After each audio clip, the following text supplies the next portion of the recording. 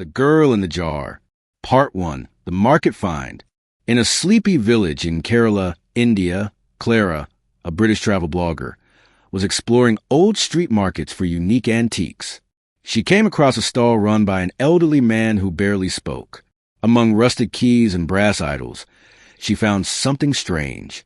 A glass jar, sealed tightly with red wax and covered in strange script. Inside was a doll, hand-carved, with tiny eyes made of bone. The man snatched it from her hand. No price. Not for sale. Clara smiled and dropped some extra rupees on the table anyway. The man didn't chase her, just whispered as she walked away. You'll hear her before you see her. Part 2, Whispers in the Room. Back at her homestay, Clara placed a jar on a shelf. That night, the power went out, common in the village. As she lit a candle, she heard it.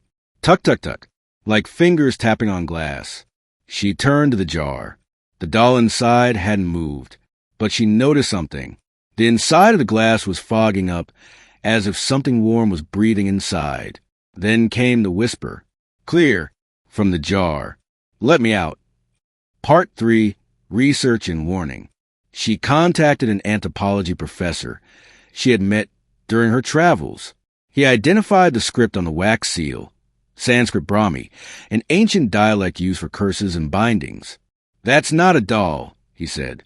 It's a Kanya Buddha, a spirit of a child sacrificed during monsoon rituals centuries ago. The jar is a prison. If the seal breaks, she binds to the first soul she sees. Clara laughed it off. It's a doll in a jar. What's she gonna do? He only said, leave her where you found her, or bury her where no light reaches. Part 4. The seal cracks. That night, thunder shook the house. Lightning flashed. A loud pop woke Clara. The red wax had cracked, a hairline fissure running down its center. Inside the jar, the doll's face was pressed against the glass, her tiny hands raised, mouth slightly open. The tapping returned, more urgent now. Tuck, tuck, tuck. Tuck, tuck, tuck. Clara grabbed the jar, wrapped in cloth, and locked in the cabinet. But the next morning, it was on her bedside table, facing her, smiling.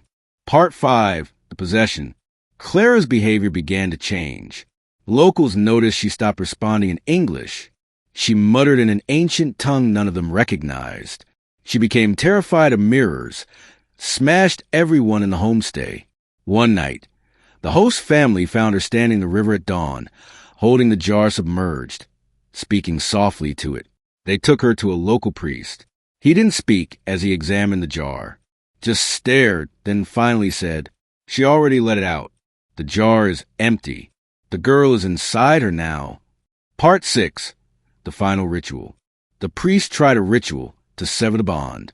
As Clara screamed in unnatural voices, the room shook, walls cracked, the jar shattered on its own, and for a moment a real girl appeared, translucent, no more than 8 years old, floating behind Clara. Her lips moved in sync with Clara's. Then the lights blew out. When they came back on, both were gone. Only the broken jar remained. Epilogue, a new owner. Months later, a European art collector bought pieces from the same market. One item stood out, a strange doll carved from bone, sitting in an open jar, no wax, no seal. He asked the seller where it came from. The old man only said, you'll hear her before you see her.